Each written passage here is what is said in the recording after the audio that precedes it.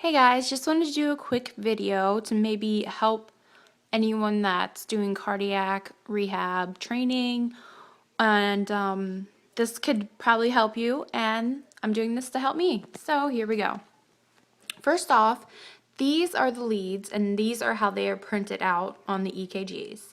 We have our 1, 2, and 3, our AVR, AVL, AVF, 1, 2, and 3, and then we have our V4, V5, and V6. Now, lead 1 and lead AVF, they are our high lateral. They will show you the high lateral part of the heart, and also this is looking at the left coronary artery. Inferior, we are looking at the right coronary artery. We have the leads 2, 3, and AVF. Posterior is just V1, that's looking at the right coronary artery. V1, 2, 3, and V4 are looking at anterior part of the heart. V5 and V6, these are the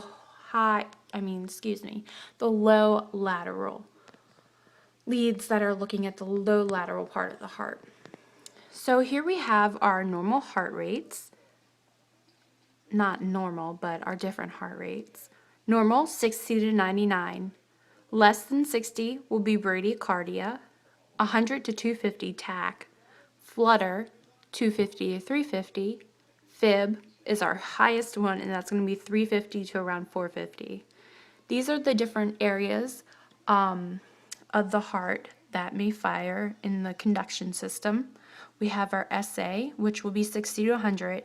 That's supposed to be atria, and that's 60 to 80. AV, 40 to 60. Bundle, 40 to 60. And ventricles is going to be less than 40. Okay, here we have our normal ECG.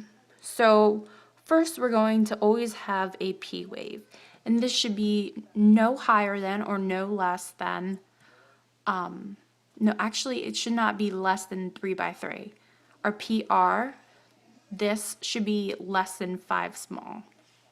QRS, this should be less than 3 small squares.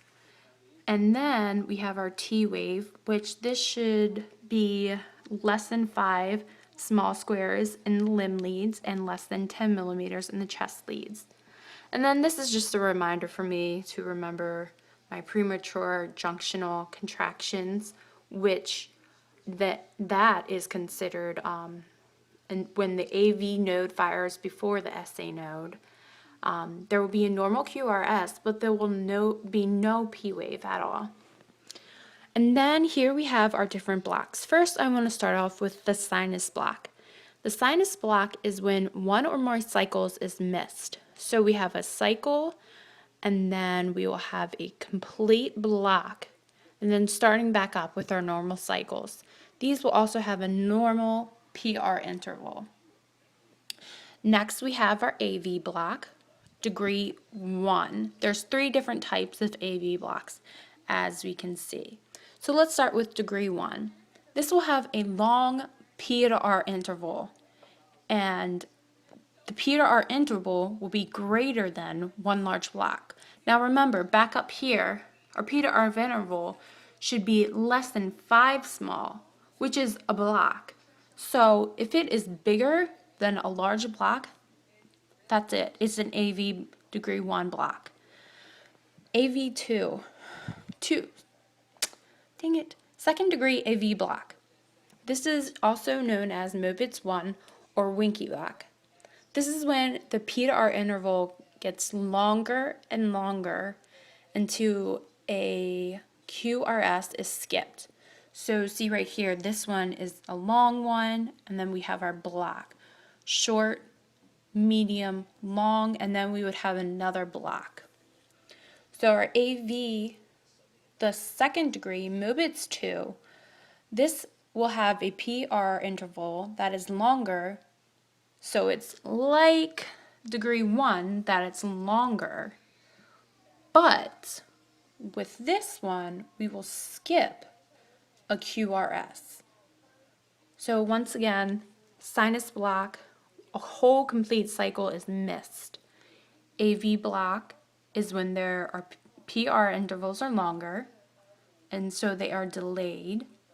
Second degree block, Mobitz 1, Winky block, This is when our P to R intervals are getting longer and longer until there is a QRS that is blocked.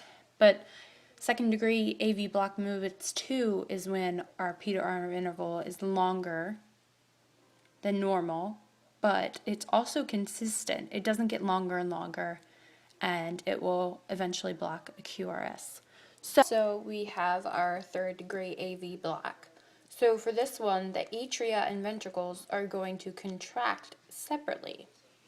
As you can see, the atria will have a beat around 60 to 100, and then the ventricles will have a beat around 20 to 40. So see here how the atria, they're exactly the same, the P waves actually are the same distance each time. See how sometimes the P wave will fall in the QRS complex because it's just, they're totally separate. So the atria, they're boom, boom, boom, boom. They are every 60 to 100 beats per minute. But then the ventricles, they're going to be actually evenly spaced. So ventricles evenly spaced, and the atrial, the P wave, will be evenly spaced too. They're just totally separate, and this can also be called AV dislocation. No, dissociation. So there we go. We have degree 1, degree 2, Winky block, degree 2, Mobitz 2, and degree 3, and don't forget our sinus block.